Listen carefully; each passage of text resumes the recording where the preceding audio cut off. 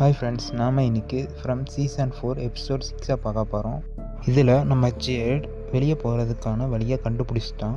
எப்படின்னா, இதுக்கு முன்னாடி இந்த கிராமம் எப்படி உருவாக்கப்பட்டிருக்கு அப்படின்னா, இந்த குழந்தைகளை பலி கொடுத்ததுனால உருவாக்கப்பட்டிருக்கு. அதாவது அவங்களோட சாக்ரிஃபைஸ் தியாகத்தினால உருவாக்கப்பட்டிருக்கு.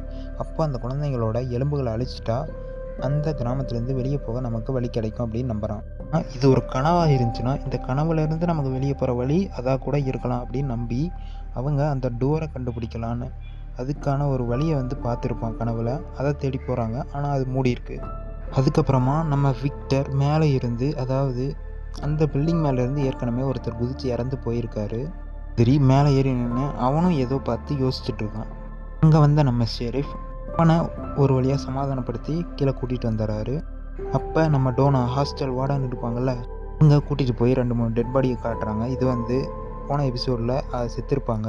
லேக்கில் இருந்து சோளக்காட்டு பொம்மையெல்லாம் சேர்ந்து இவங்களை கொண்டிருக்கும். அதை காட்டிட்டு அவங்க ஒரு பெரிய உண்மையை சொல்கிறாங்க.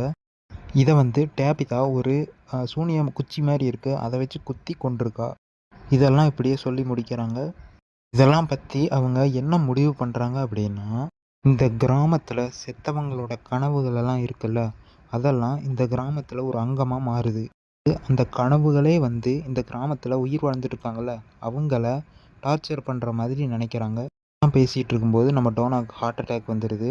அவங்கள எப்படியோ காப்பாற்றி நம்ம ஷெரீஃப் ஓரளவுக்கு நிம்மதியாக இருக்கார். நம்ம கிராமத்துக்கு பொண்ணு மாதிரி வந்த ஒரு பேய் இருக்குல்ல, அது நம்ம விக்டரோட அப்பனை பார்த்து அவர் ட்ரிங்க் பண்ணிகிட்ருக்காரு. அந்த ட்ரிங்க்ஸில் அதனோட பிளட்டை கலந்து கிராமத்தில் நடக்கிற எல்லா விஷயங்களும் ஒரு கனவு தான் நம்ப வைக்குது. எனக்கு தெரிஞ்சு அடுத்த எபிசோடில் இவர் கனவுன்னு நினச்சி எல்லாத்தையும் கொன்று எழுப்ப போகிறேன்னு ஏதோ பண்ண போகிறாரு. அதே சமயத்தில் ஷெரீஃப் முன்னாடி ஒரு ஃபாதர் அவரை கன்வின்ஸ் பண்ணி அந்த டோரை பார்க்க வச்சு உடைக்க வைக்கிறாரு. ஷெரீஃப் அந்த டோரை உடைச்சிட்டு கெத்தா நமக்கு இப்போ ஒரு பிளான் வேணும் அப்படின்னு சொல்கிறாரு. இதோட இந்த எபிசோடை முடிக்கிறாங்க.